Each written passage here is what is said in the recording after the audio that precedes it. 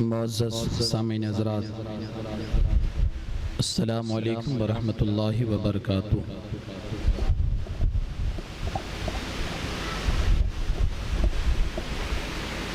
الحمد للہ رب العالمین والعاقبۃ للمتقین، والصلاة والسلام علی سید الانبیاء والمرسلین وعلی آلہ الطیبین واصحابہ الطاہرین اجمعین، اما بعد فاعوذ باللہ من الشیطان الرجیم، بسم اللہ الرحمن الرحیم۔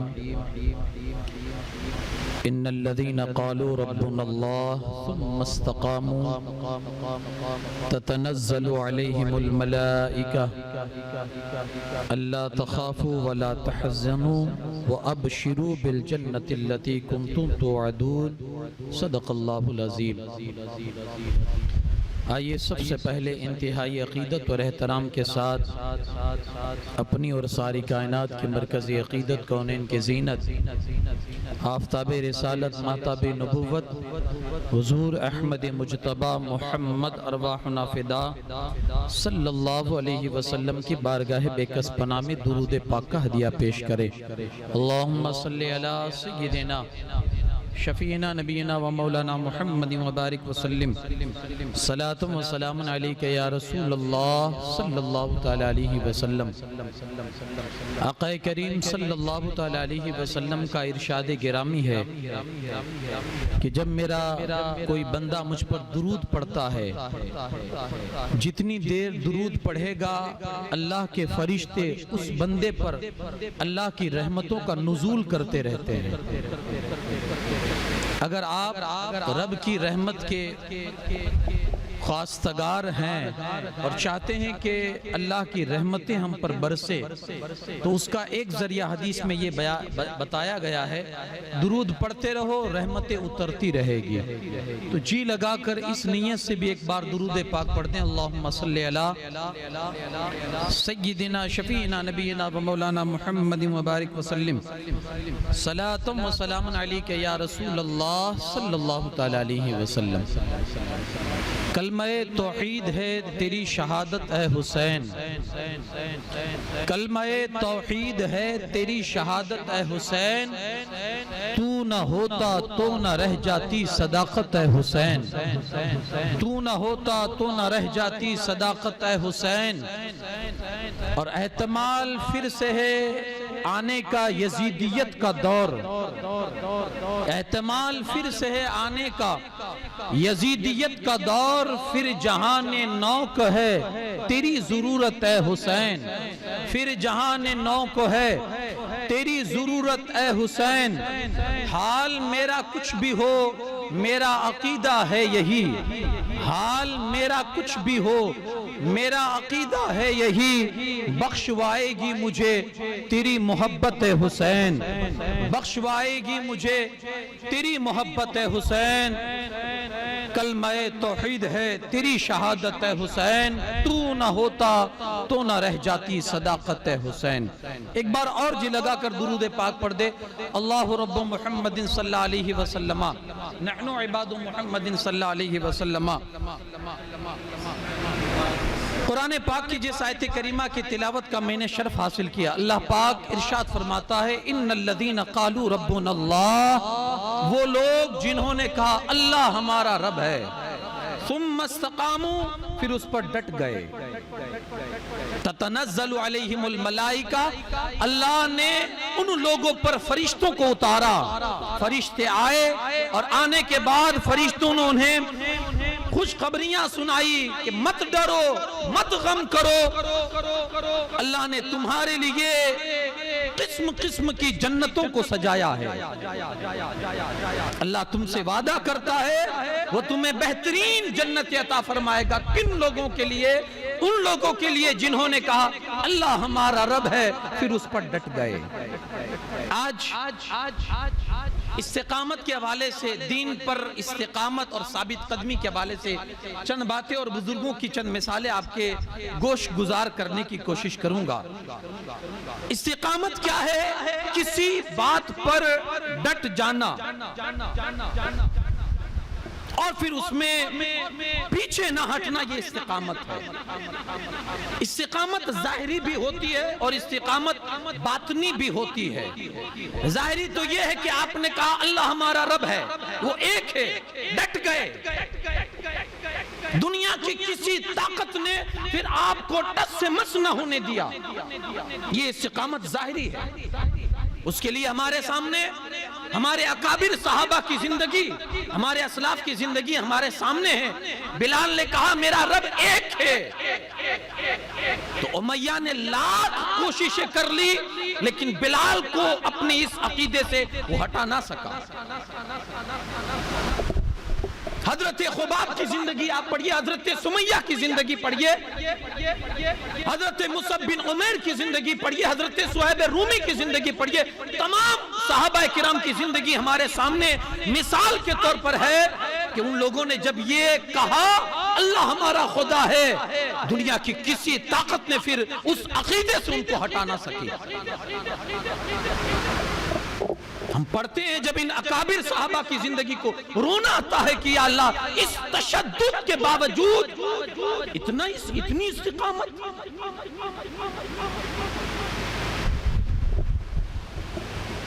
سن نبوی 3 سے اہل مکہ نے جب مسلمانوں پر تشدد کے بازار گرم کیے اور ظلم کی داستان بڑھائی، سن 3 تک تو انہوں نے صرف دھمکایا، ڈرایا، باز آ جاؤ، چھوڑ دو یہ مذہب، چھوڑ دو یہ دھرم، ڈرایا پہلے 3 نبوی سن تک، اور 3 کے بعد انہوں نے شروعات کی ظلم کرنے کی۔ انہوں نے جب دیکھ لیا کہ یار یہ تو کسی طرح سے ٹس سے مس ہونے کے لیے تیار ہی نہیں ہے، یہ جس بات کو کہہ دیتے ہیں کہ اللہ ہمارا رب ہے، ہم اس کی عبادت کریں گے، کوئی طاقت انہیں پیچھے نہیں ہٹاتی، آخر یہ کون سا نشہ ہے جو انہوں نے پیا ہے؟ تو انہوں نے اب ظلم کرنا شروع کیا۔ سن 5 نبوی سے ان کی زیادتیاں شروع ہوئی۔ کیسی زیادتیاں؟ کہ کھانا بند کرو، انہیں مارو، کوٹو، پیٹو، انہیں گھروں میں بند کر دو۔ حد یہ ہو گئی کہ بنو ہاشم اور بنو عبد المطلب کو انہوں نے 3 سال تک شیب ابی طالب میں قید کر دیا، اور ایسا قید کیا نہ دانا پانی اندر جا رہا ہے، نہ کسی قسم کا اناج اندر جا رہا ہے۔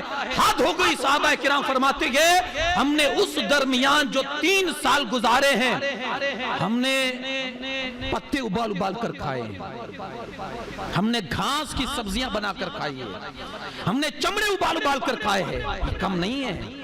یہ کون سی طاقت تھی جو انہیں اس طرح سے مستقیم ثابت قدمی کے ساتھ رکھ رہی تھی؟ کون سی طاقت تھی؟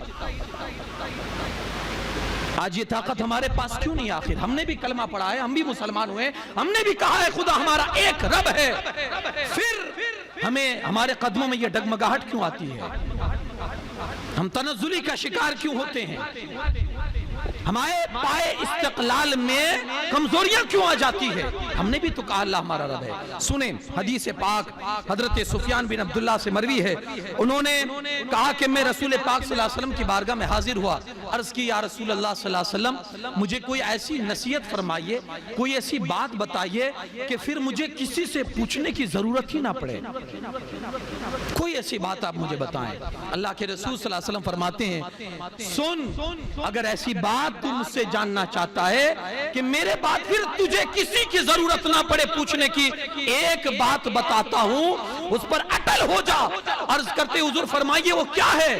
فرمایا جا کر کہہ اللہ میرا رب ہے، پھر اس پر جم جا، یہی اگر کر لے تو تیرے لیے کافی ہے۔ اللہ میرا رب ہے، جم جا پھر اس پر۔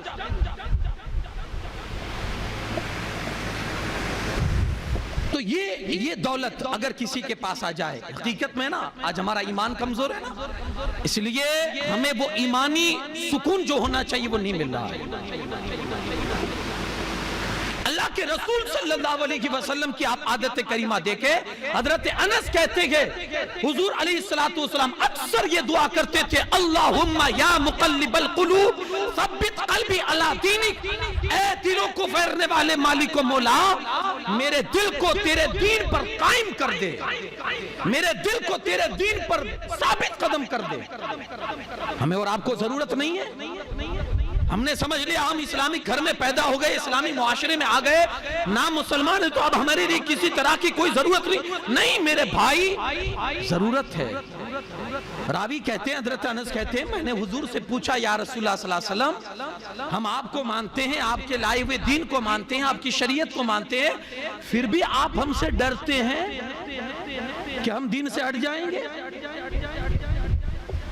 صحابہ حضرت انس نے حضور سے پوچھا، آپ یہ دعا کرتے ہیں اللہ میرے دل کو تیرے دین پر قائم رکھ، تو آپ کو ڈر ہے کیا کہ ہم پھر جائیں گے؟ ہم تو آپ پر ایمان لائے، آپ کی باتوں کو تسلیم کرتے، پھر بھی آپ کو ڈر ہے کہ ہم بدل جائیں گے؟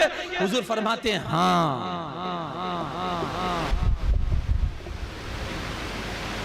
یہ دل ہے نا، رحمان کی انگلیوں میں سے دو انگلیوں کے بیچ میں ہے، اللہ کی شان کے لائق، اس کی انگلیوں میں سے دو انگلیوں کے بیچ میں یہ دل ہے، اللہ جب چاہتا ہے الٹتا پلٹتا رہتا ہے، جب چاہتا ہے الٹتا پلٹتا رہتا ہے۔ انسان کی 4 کیٹیگریز ہیں۔ ہم اگر مسلمان گھرانے میں پیدا ہوئے، کیا ضروری ہے کہ مسلمان ہی کے بن کے ہمارا انتقال ہوگا؟ کوئی نہیں جانتا خاتمہ کس حالت میں ہوگا، کوئی نہیں جانتا۔ ایک کیٹیگری انسان کی یہ ہے، اللہ نے اس کو اسلامک ماحول میں پیدا کیا اور اسی ماحول میں اس کا انتقال ہو گیا، دعا کرے اللہ اسی ماحول میں رکھے۔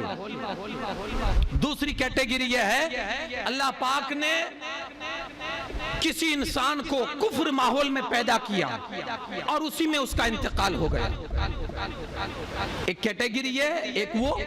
تیسری کیٹیگری یہ، اللہ نے کفر میں پیدا کیا، تربیت بھی اس کی اسی میں ہوئی، نشو نما بھی اسی میں ہوئی، پرورش بھی اسی میں پایا، لیکن جب مرنے کا وقت آیا نا تو اللہ نے اس کو ایمان کی دولت دے دی۔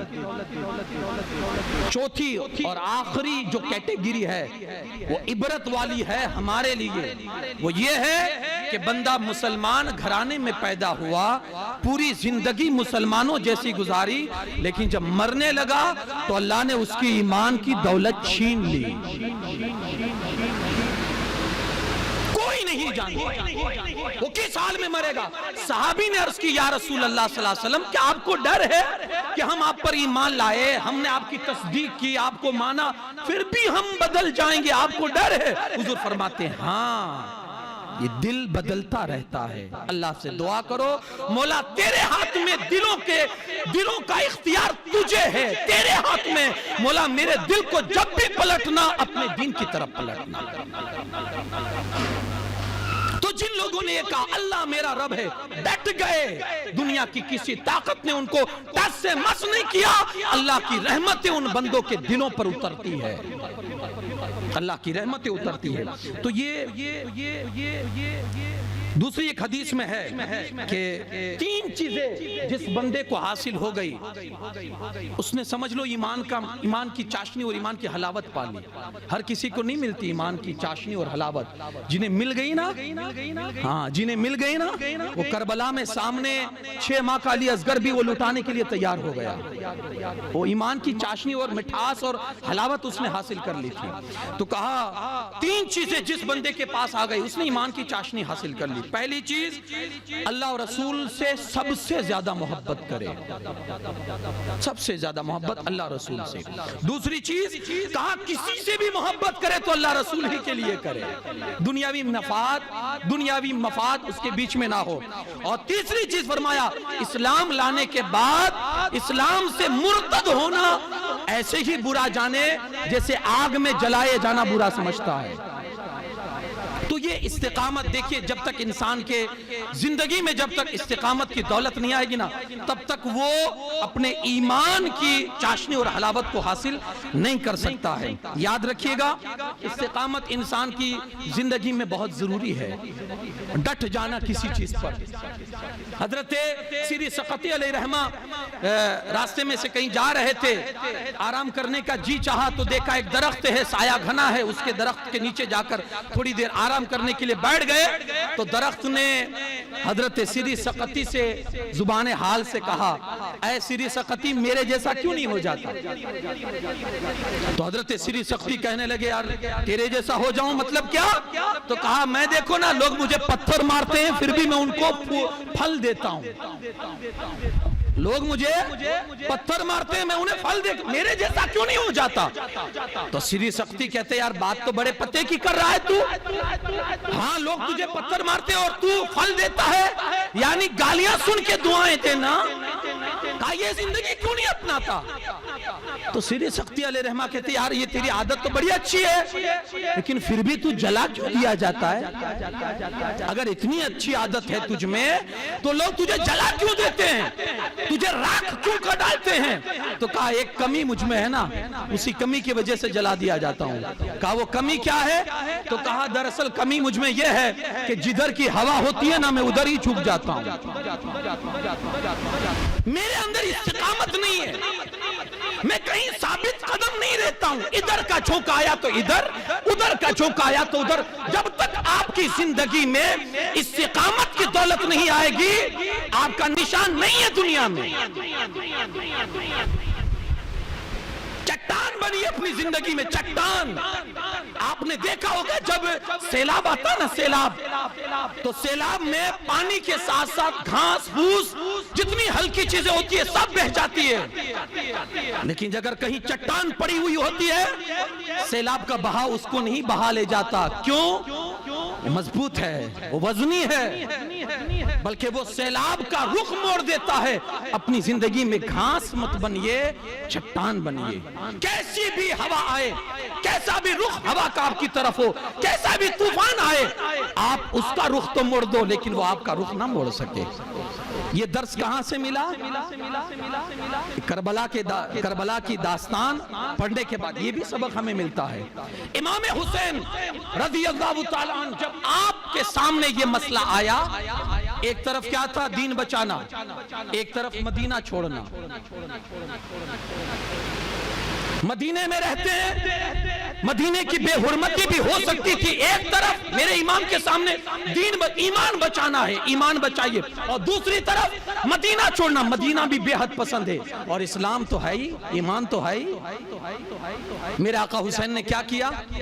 مدینہ کو لبیک کہا، مدینے کو چھوڑا، الوداع کہا، نکل گئے، کیونکہ ان کو معلوم تھا اگر بے ایمان بن کر مدینے میں رہوں گا تو اس کا کوئی فائدہ نہیں ہوگا، اور اگر ایمان سلامت رہے گا نا تو دنیا کے کسی خطے میں بھی رہوں گا، سر کو جھکاؤں گا، مدینے والے کی زیارت نصیب ہو جائے گی۔ ثابت قدم رہے، اپنے ایمان کو بچایا۔ آج ہم اپنی زندگی میں دیکھیں ایمان کی جو دولت ہے اللہ کی طرف سے جو ملی ہے نا، میرے آقا حسین کے کربلا تک جانے کا جو مقصد ہے، یار اس حسینی مقصد کو آپ سمجھئے، اس مشن کو سمجھئے، کس لیے گئے تھے؟ ایمان، اس کی آبرو، اس کی حرمت، اس کی عزت کو بچانے کے لیے۔ آج ہماری زندگی میں اگر یہ چیز ہے، ہم ایک نماز کی حفاظت نہیں کر سکتے، ہم اپنے ایمان کو اور اللہ کی اس دین کی حفاظت کا کیا ہم بیڑا اٹھائیں گے؟ ہم نے اپنی نماز تک کو نہیں بچایا، ہم سے مسجد کی حرمت نہیں بچائی جا سکی، ہم اور کیا دین کی خاطر کریں گے؟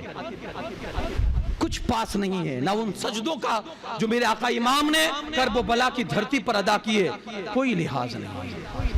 جن لوگوں نے کہا اللہ میرا رب ہے، ڈٹ گئے اس پر، اللہ نے ان پر رحمتیں نازل فرمائی، وہ جنتیں دے گا جس کا اللہ نے ان سے وعدہ کیا ہے۔ کوشش کریں کہ جب ایمان آپ نے قبول کیا ہے تو پھر اس ایمان پر ثابت قدم ہو جائیں۔ استقامت کا ایک درجہ تو ظاہری ہوتا ہے کہ آپ دین پر ثابت قدم ہو جائے، استقامت کا ایک درجہ باطنی بھی ہوتا ہے کہ اللہ جس حالت میں رکھے راضی، اللہ جس حالت میں، یہ بھی استقامت استقامت ہے۔ میرے آقا حسین کی اس داستان سے، داستان کربلا سے ایک تو یہ بھی میسج ملتا ہے، یہ بھی عمل ملتا ہے کہ دین پر ڈٹ جاؤ، سامنے کیسی بھی طاقت کیوں نہ ہو، دین پر ڈٹ جاؤ۔ دوسرا یہ بھی ملتا ہے اللہ جس حال میں رکھے خوش رہو۔ علی اصغر مانگا دے دیا، اللہ تیری مرضی۔ علی اکبر جوان بیٹا، یہ بہت بڑی دولت ہے۔ ایک بزرگ کے دو نوجوان بیٹے کا انتقال ہو گیا، لوگ تعزیت کرنے کے لیے پہنچے کہ ذرا جائیں ان کو دلاسا دلائیں۔ دو جوان بیٹے، اب جوان بیٹا کسی کا گزرے کیا بیتتی ہے اس پر، اسی سے کوئی جا کر پوچھے۔ گئے، دلاسا کا حضور بڑا افسوس ہو رہا ہے۔ وہ بزرگ کے چہرے پر ایک ذرہ برابر بھی ملال نہیں ہے۔ کا افسوس کس چیز کا؟ جس کا مال تھا اس نے لے لیا، جب تک دیا تھا اب اسی کا تھا، لے لیا، افسوس کس چیز کا؟ ارے یہ تو اس کا شکر کہ اس نے دیا اور بہترین صورت میں اس نے لے لیا، اس کا شکر۔ یہ چیز ایک بزرگ کے حوالے سے ہے، ان کا بیٹا انتقال کر گیا تو وہ ہنسنے لگے۔ کسی نے جا کر کہا میت پر ہنسا جاتا ہے یا میت پر رویا جاتا ہے؟ خود کا بیٹا مرا اور ہنس رہے ہو؟ بزرگ کہتے ہیں ہنس اس لیے رہا ہوں کہ میرا رب راضی تھا کہ میرا بیٹا مرے، وہ مر گیا تو میرا رب راضی ہے، تو میں کیوں ناراض ہوں؟ میں کیوں ناراض ہوں؟ میں بھی تو ہنسوں نا، میں بھی تو راضی رہوں کہ مولا تو راضی ہے تو میں بھی راضی۔ استقامت کی ایک ادا یہ بھی ہے کہ باطنی ادا کہ بندہ تو اس حال میں اپنے آپ کو کر لے کہ رب جو چاہے وہ کرے، میں اس رب کی رضا پر راضی ہوں۔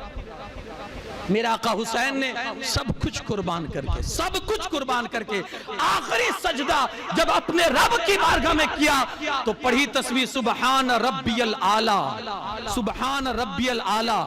مولا تیرا حسین سب کچھ نچھاور کر کے تیری بارگاہ میں جو تو نے مانگا حسین نے پیش کر دیا، اب بتا کیا حسین سے راضی ہے یا نہیں؟ تو آواز آتی تھی میرے بندے حسین، اب تجھ سے تیرا خدا راضی ہو چکا ہے، جو تو نے قربانی اپنی اللہ کی بارگاہ میں پیش کی ہے، تیرا رب تجھ سے راضی ہو چکا ہے۔ یہ دولت ہر کسی کو حاصل نہیں ہوتی۔ اور تیسری چیز یہ بھی کہ اللہ رب العزت، یہ جو استقامت کی دولت ہے اس کا راستہ صبر سے ہو کر گزرتا ہے، تو استقامت کے اندر صبر بھی ضروری ہے۔ تینوں چیزیں جو میں نے بتائی، ایک استقامت ظاہری، ایک استقامت باطنی اور ایک صبر ہے، تینوں چیزیں اگر آپ کو دیکھنی ہے نا تو کربلا کے میدان میں وہ تینوں چیزیں نظر آئے گی۔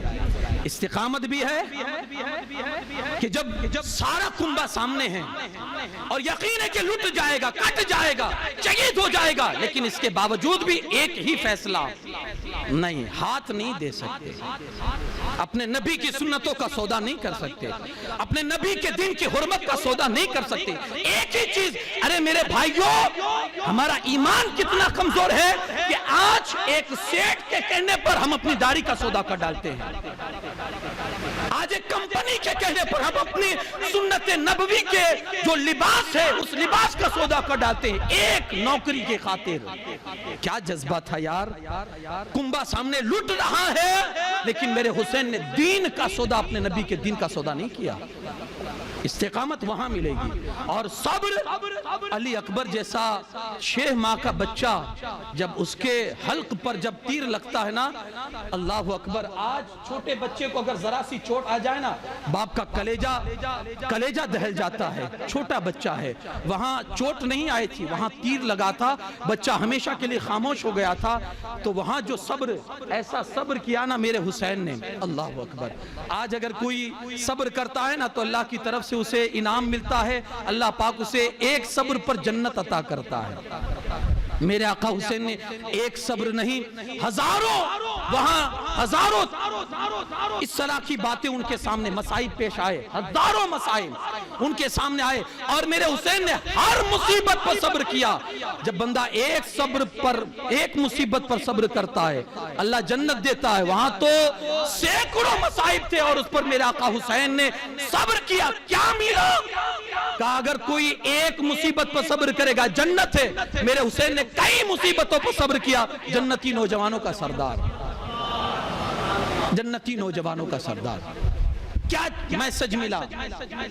پوری تقریر کا نچوڑ 3 چیزیں دنیا زندگی میں یاد رکھنا. ایک استقامت, ظاہری بھی باطنی بھی. دین پر ڈٹ جاؤ, کوئی طاقت تمہیں اپنے دین سے پھرا نہ سکے. بڑا فتنوں کا دور ہے یار. وہ حضور علیہ السلام نے فرمایا تھا نا, ایک زمانہ وہ آئے گا بندے کا ایمان بچانا اتنا مشکل ہو جائے گا, صبح مومن ہوگا شام کو کافر, شام کو مومن ہوگا صبح کافر ہوگا. آج اسی دور سے ہم گزر رہے ہیں. ایمان کی اپنی حفاظت کیجئے, اسی میں بھلا ہے. ڈٹ جائیے اگر آپ نے کلمہ پڑھ لیا ہے تو. دوسری چیز باطنی استقامت, اللہ جس حال میں رکھے خوش رہیے. مولا علی فرماتے ہیں, ایک فرمان ہے مولا علی کا, کہا اگر تو اللہ کی تھوڑی روزی پر راضی ہو جائے گا, اللہ تیرے تھوڑے عمل پر راضی ہو جائے گا. ہاں راضی رہیے, اللہ جو جس حال میں رکھے. وہ چاہتا ہے مصیبت میں ڈالنا, ٹھیک ہے مصیبت ہی میں خوش رہو. وہ چاہتا ہے تمہیں سکھ دینا, ٹھیک ہے سکھ میں خوش رہو. اور تیسری چیز ہے صبر والی زندگی اپنائیے. انشاءاللہ صبر رہے گا تو اللہ کی طرف سے بشارت ملے گی. وبشر المؤمنین, جنت کی بشارت تمہیں حاصل ہوگی. اللہ پاک کہنے سننے سے زیادہ عمل کی توفیق عطا فرمائے. امام علی مقام کے اس مشن اور آپ کا جو نصب العین تھا, آپ کا جو مقصد تھا, اسے سمجھنے کی توفیق عطا فرمائے, جس کی خاطر میرے آقا امام نے قربانیاں پیش کی. اللہ پاک کہنے سننے سے زیادہ عمل کی توفیق بخشے. وما علینا الا البلاغ المبین. السلام علیکم ورحمۃ اللہ وبرکاتہ.